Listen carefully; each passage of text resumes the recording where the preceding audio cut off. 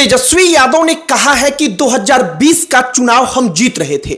वो चुनाव हम लोग जीत गए थे, लेकिन ऐन वक्त पर चुनाव आयोग से कहा गया कि तेजस्वी यादव के राष्ट्रीय जनता दल के महागठबंधन के उम्मीदवारों को चुनाव हराओ, और इसके बाद से हमारे प्रत्याशियों को हरा दिया गया। तेजस्वी यादव ने जब यह सब कुछ कहा तो एक हंगामा सा मच गया। भारतीय जनता पार्टी की तरफ से कहा गया कि यह सब कुछ एकदम निराधार है, इसका कोई आधार नहीं। लेकिन तेजस्वी यादव कहते हैं कि हमारे उम्मीदवारों को कुछ कुछ सौ वोटों से हरा दिया गया।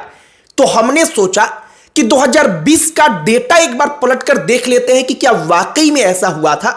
क्या वाकई में तेजस्वी यादव के उम्मीदवारों को ही केवल कुछ कुछ वोटों से हराया गया, या फिर तेजस्वी यादव के उम्मीदवारों ने भी जेडीयू और बीजेपी के कैंडिडेट्स को कुछ कुछ वोटों के अंतर से चुनाव हराया।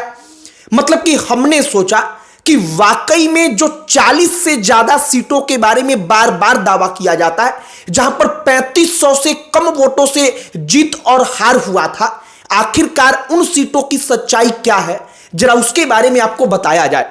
और तेजस्वी यादव जो कह रहे हैं वो कितना सही कितना गलत, और तेजस्वी यादव के ऐसा कहने का इंपैक्ट इस चुनाव पर क्या पड़ेगा, एक एक करके सब पर चर्चा करेंगे, आपको पूरी कहानी बताएंगे। लेकिन आगे बातचीत करने से पहले हमारा नमस्कार स्वीकार करिए। हमारा नाम मोहित कुमार सिंह है। सबसे पहले हमने कुछ सीटों के बारे में डेटा निकाला, आप जरा उन सीटों के बारे में जानिए। एक सीट पड़ता है हिलसा, जनता दल यूनाइटेड वहां से चुनाव जीतती है और आरजेडी कैंडिडेट वहां से चुनाव हारते हैं मात्र 12 वोट से। उसी सीट को लेकर के 2020 में बड़ा हंगामा मचा था। कहा गया कि जानबूझकर चुनाव हराया गया है। ठीक है, कोई बात नहीं। एक और सीट है, उस सीट का नाम है बरबीघा। वहां पर 113 वोट से जनता दल यूनाइटेड चुनाव जीत गई। एक और सीट है भोरे, वहां पर 462 वोट से जेडीयू का उम्मीदवार चुनाव जीत गया। और लोगों के मन में राष्ट्रीय जनता दल इन सीटों का उदाहरण देकर यह डाल चुकी है कि देखिए हमारे साथ जानबूझकर गलत किया गया। कुछ कुछ सौ वोटों से चुनाव आयोग से मिलकर भारतीय जनता पार्टी ने जानबूझकर महागठबंधन के उम्मीदवारों को चुनाव हरा दिया। अब जो उन सीटों की कहानी जो आप तक नहीं पहुंचाई गई, जरा आप वो भी जानिए। एक और सीट है मटिहानी। मटिहानी सीट बेगूसराय में पड़ता है। एलजेपी ने एकमात्र सीट 2020 में उसी को जीता था। वहां से एलजेपी जो कैंडिडेट थे वो मात्र 333 वोट से चुनाव जीत पाए। मतलब कहने का है कि अगर कुछ कुछ सौ वोट से जो चुनाव जीत और हार हुआ है चुनाव में, अगर वो सब कुछ चुनाव आयोग के इशारे पर हुआ, जानबूझकर किया गया, तो लोजपा के उम्मीदवार को जिताने के लिए जेडीयू और बीजेपी के नेताओं ने क्या चुनाव आयोग से कहा था। एक और सीट का देखिए, रामगढ़ सीट।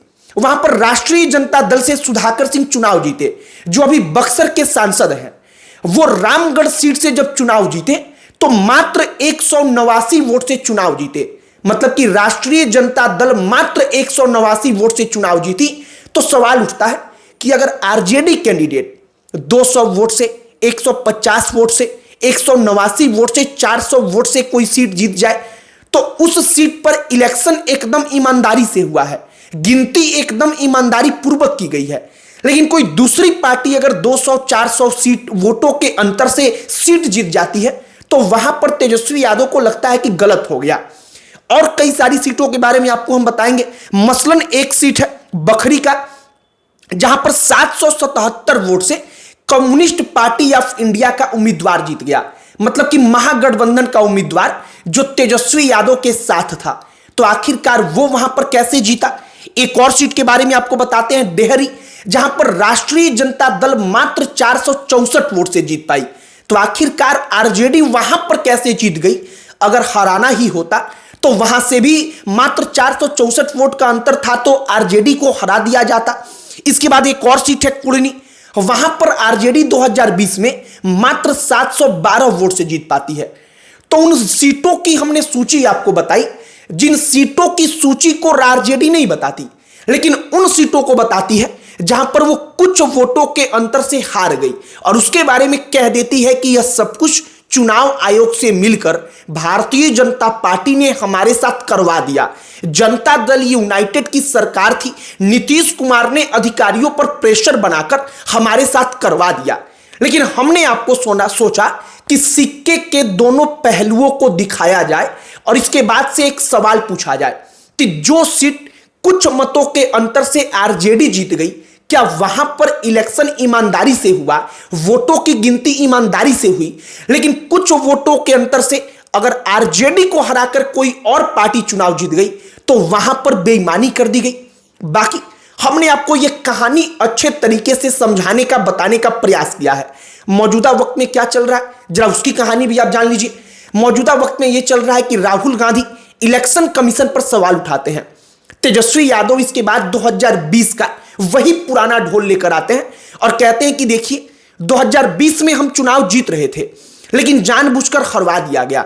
वो कहते हैं कि इलेक्शन कमीशन को, चुनाव आयोग को 3 बार प्रेस कॉन्फ्रेंस करके सफाई देनी पड़ी, जो इस बात का प्रमाण है कि भारतीय जनता पार्टी के प्रभाव में वो लोग थे, मतलब कि आयोग बीजेपी के प्रभाव में था।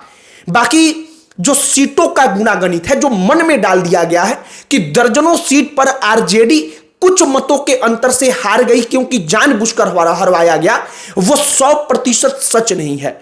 क्योंकि दर्जनों ऐसी सीटें भी थी जहां पर राष्ट्रीय जनता दल का उम्मीदवार चुनाव जीत गया और वो भी मात्र कुछ वोटों के अंतर से। मतलब कि 2020 के चुनाव में जो चिराग पासवान के कैंडिडेट उतारे गए थे, उनके कारण हर सीट पर जो मामला था वो बड़ा नजदीकी वाला बन गया था और इसके कारण यह सब कुछ हुआ। बाकी 2020 में ईवीएम से छेड़छाड़, चुनाव आयोग की मिलीभगत, ये तमाम आरोप लगा दिए गए। लेकिन हमें जहां तक लगता है कि तेजस्वी यादव 2025 के पहले ये तमाम बातें बोलकर शायद अपने आप को और अपनी पार्टी को कमजोर सिद्ध कर रहे हैं। अपने समर्थकों के अंदर, आम जनता के अंदर इस बात की भावना घर कर जाएगी कि देखिए तेजस्वी यादव और राष्ट्रीय जनता दल महागठबंधन जो है वो अभी से हार मान चुका है और इसीलिए ईवीएम, चुनाव आयोग, इन तमाम चीजों का राग अलापने लगे हैं। बाकी जो पूरी कहानी बिहार चुनाव 2025 को लेकर के अब शुरू हुई है, चुनाव आयोग पर सवाल, ईवीएम पर सवाल, हमने सोचा कि जरा ये कहानी आप तक पहुंचाई जाए कि राहुल गांधी से लेकर तेजस्वी यादव चुनाव के पहले ही चुनाव आयोग पर आरोप लगाना शुरू कर चुके हैं। बाकी हमने जो पूरी की पूरी कहानी आपको बताई, जिन सीटों के बारे में विशेष तौर पर हमने आपको बताया जहां पर आरजेडी कुछ मतों के अंतर से चुनाव जीत गई थी, आखिरकार उन सीटों को लेकर आपकी क्या प्रतिक्रिया है कमेंट बॉक्स में लिखकर बताइएगा। बाकी अन्य कोई टॉपिक जिस पर आप चाहते हो कि हम वीडियो बनाएं, आप उसे भी कमेंट बॉक्स में लिखकर बताइएगा। हमारा पूरा प्रयास होगा कि उस पर वीडियो बनाएं। बाकी इस वीडियो को यहीं पर समाप्त करते हैं। अंत में हमारा परिचय, हमारा नाम मोहित कुमार सिंह है। बहुत बहुत धन्यवाद।